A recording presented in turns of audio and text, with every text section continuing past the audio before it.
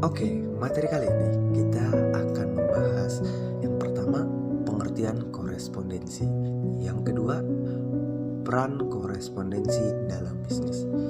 Ketiga, pihak-pihak yang terlibat dalam korespondensi.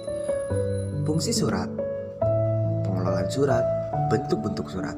Let's start. Yang pertama, pengertian korespondensi. Apa itu korespondensi? Dalam setiap proses komunikasi bisnis maupun komunikasi biasa, pasti setiap pesan yang dikirimkan oleh pengirim tentu sangat diharapkan pengertian dan pemahaman tentang informasi yang diberi tersebut. Korespondensi adalah suatu kegiatan yang dilakukan secara terus-menerus antara dua pihak dengan saling berkirim surat, atau secara singkat, korespondensi merupakan suatu kegiatan surat menyurat yang dilakukan oleh seorang individu kepada pihak lain. Tujuan pengirim surat bisa dikirimkan baik kepada individual lain, organisasi, atau perusahaan tertentu. Istilah korespondensi sekarang kerap dikenal sebagai surat menyurat yang ditunjukkan untuk kepentingan bisnis. Kriteria korespondensi juga biasanya dibungkus dalam bentuk yang menarik dengan bahasa yang mudah dimengerti serta dapat dipahami secara langsung pada intinya atau tidak bertele-tele. Analoginya seperti ini, teman-teman. Bila pengirim surat ingin agar suratnya dibalas, pengirim juga akan memberikan langkah-langkah tertentu sesuai dengan yang pengirim hendaki. Sedangkan sebagai pihak yang mempunyai wewenang atau berhak untuk menandatangani surat atas nama perorangan maupun perusahaan memiliki sebutan koresponden. Koresponden itu sendiri ada yang namanya korespondensi eksternal, surat menyurat yang dilakukan oleh perusahaan atau bagian-bagiannya dengan pihak luar. Ada juga korespondensi internal, yaitu surat menyurat yang dilakukan oleh orang-orang dalam suatu perusahaan, termasuk hubungan antara kantor pusat dengan kantor cabang atau bagian-bagian lainnya. Selanjutnya, peranan korespondensi dalam bisnis. Peranan korespondensi adalah mampu menciptakan kerjasama yang baik.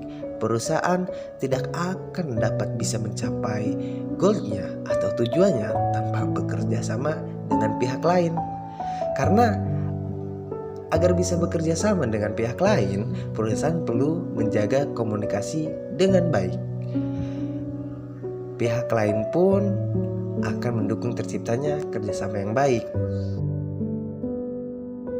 Nah, bagaimana peranan korespondensi dalam bisnis itu sendiri?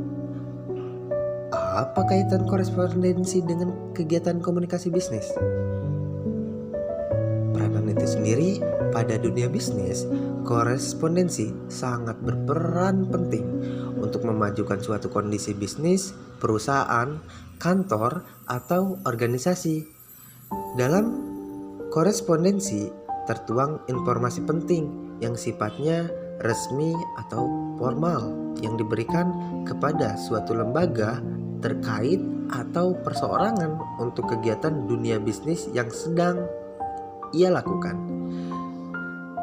Citra suatu perusahaan, kantor, ataupun organisasi dapat dilihat dari korespondensi yang ia berikan. Hal ini terlihat jelas pada amplop dan atribut pelengkap yang tertulis di sana, baik itu melalui kop surat, desain amplop, dan isi surat yang dibuat. Dengan kata lain, korespondensi amat penting karena menjadi pintu untuk menjalin kerjasama bisnis dengan pihak perusahaan lain. Selanjutnya, pihak-pihak yang terlibat dalam korespondensi. Pihak-pihak yang terlibat itu sendiri ada koresponden, yaitu orang atau pihak yang mengantar atau mengirimkan surat. Selanjutnya ada redaktur, yaitu orang yang membuat naskah. Ada juga sekretaris, yaitu orang-orang yang membantu pemimpin dalam kegiatan korespondensi.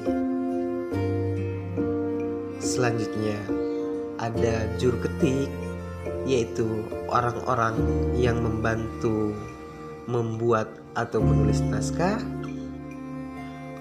Ada register, yaitu orang yang melakukan aktivitas tata usaha atau administrasi surat. Dan yang terakhir ada kurir, yaitu pihak yang menyampaikan surat kepada penerima. Pembahasan selanjutnya yaitu fungsi surat dalam korespondensi bisnis. Yang pertama, fungsi surat itu sendiri sebagai tanda bukti tertulis yang otentik. Surat adalah bukti hitam putih yang dapat dirahasiakan dan digunakan sebagai alat bukti yang sah. Surat yang dapat dijadikan bukti tertulis antara lain perjanjian, wasiat, akte notaris, dan lain-lain. Poin selanjutnya, alat pengingat. Manusia memiliki kemampuan ingatan yang terbatas. Selain itu, dari segi aktivitas yang kompleks, dalam hal ini dokumen tertulis yang diarsipkan dengan baik dapat menjadi pengingat jika kita lupa atau sewaktu-waktu membutuhkan informasi terkait dengan apa yang tertulis di surat tersebut. Poin selanjutnya, pedoman kerja. Surat juga dapat menjadi pedoman kerja saat melakukan suatu pekerjaan. Misalnya seperti dalam surat perintah penangkapan, surat putusan, dan surat kuasa. Poin selanjutnya, sebagai sarana meningkatkan kerjasama. Kerjasama dengan pihak lain dapat ditingkatkan dengan adanya surat-surat. Alur korespondensi antara pihak yang bekerja sama dapat menunjukkan kedekatan kerjasama ini. Akibatnya, upaya untuk mencapai tujuan bersama dapat meningkat. Poin selanjutnya, sebagai dokumen historis.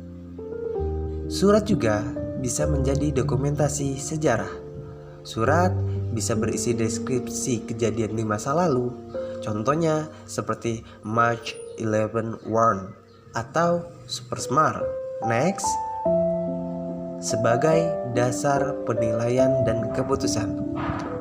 Biasanya, fungsi surat membuat keputusan dan mengevaluasi sesuatu membutuhkan banyak pemikiran. Oleh karena itu, penulisan dapat menjadi salah satu dasar evaluasi dan pengambilan keputusan. Ini seperti fungsi surat rekomendasi, sertifikat, dan surat dalam bentuk laporan. Pembahasan selanjutnya yaitu pengelolaan surat. Dalam pengelolaan surat, poin pertama yaitu menerima surat masuk. Sudah barang tentu dalam aktivitas atau kegiatan kita sering menerima surat, baik itu dari perusahaan ataupun perorangan. Poin selanjutnya yaitu menyortir surat masuk. Agar surat-surat yang masuk tidak acak-acakan, kita perlu menyortir surat masuk ini agar sewaktu-waktu kita membutuhkannya, kita dapat mencarinya dengan mudah. Poin selanjutnya, menetapkan dan menentukan arah surat. Dalam menentukan arah surat, ini sangat penting. Kita menetapkan dan menentukan arah surat ini. Surat ini dimaksudkan kepada siapa dan untuk siapa dan dalam hal apa. Hal ini perlu kita lakukan dan membuat dokumen atau arsip agar sewaktu-waktu kita bisa menggunakannya kembali atau kita dapat menjadikan sebagai rujukan. Poin selanjutnya yaitu menggolongkan surat atas dasar-dasar sifatnya, yaitu mengklasifikasikannya agar mudah kita mencarinya. Poin selanjutnya yaitu menggolongkan surat atas dasar sifatnya. Dalam hal ini kita perlu mengklasifikasikannya atas dasar sifat-sifatnya agar kita dapat dengan mudah bisa mencari dan menemukan sewaktu kita memerlukannya kembali. Lalu mencatat surat dalam rangka mengendalikan informasinya, yang selanjutnya menyampaikan surat kepada unit pengelola. Baik, poin selanjutnya pembahasan mengenai bentuk surat. Dalam bentuk surat terdapat beberapa macam bentuk surat. Yang pertama, bentuk surat full block style atau bentuk lurus penuh. Model full block style memiliki bentuk atau susunan yang lurus dari atas sampai bawah. Maksudnya seperti balok yang tulisan semuanya rata, kecuali kop surat. Poin selanjutnya, bentuk surat block style, bentuk atau bentuk lurus. Surat bentuk lurus merupakan bentuk surat dengan pengetikan secara lurus, rata dari margin ke kertas sebelah kiri. Namun untuk tengah dan salam penutup tidak diketik dari margin sebelah kiri. Poin selanjutnya, bentuk setengah lurus atau semi block style.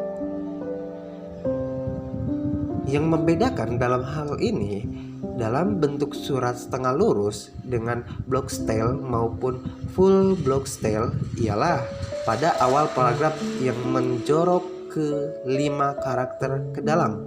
Kemudian tanda tangan berada di sebelah kanan surat. Selanjutnya ada bentuk surat indented style atau bentuk lekuk. Bentuk surat ini dikenal pada bagian alamat dalamnya yang berlekuk, dan setiap awal paragraf selalu menjorok 5 baris ke dalam, sedangkan baris berikutnya tetap pada margin kiri. Selanjutnya, alinea menggantung atau hanging paragraph. Pada perbedaan bentuk surat ini terletak pada isi paragrafnya, di mana baris kedua pada paragraf surat tersebut dimulai 5 baris menggantung, dan yang terakhir yaitu bentuk surat resmi atau official style. Official style ini sering digunakan dalam institusi pemerintahan. Pada pengetikannya, alamat dalam berada pada posisi sebelah kanan. Kemudian paragraf isi surat menjorok sedikit ke dalam. Setiap awal paragraf menjorok 5 spasi ke dalam. Oke teman-teman, sekian pembahasan dari korespondensi dalam dunia bisnis. Apabila memiliki pertanyaan atau kritik dan saran yang bersifatnya membangun, silahkan komen di bawah ini, dan saya harap dari pembahasan kali ini dapat bermanfaat bagi kita dan bekal kita untuk di kedepannya kelak. Baik, saya Dodi Permadani Putra, saya pamit undur diri, and thank you so much and see you, goodbye.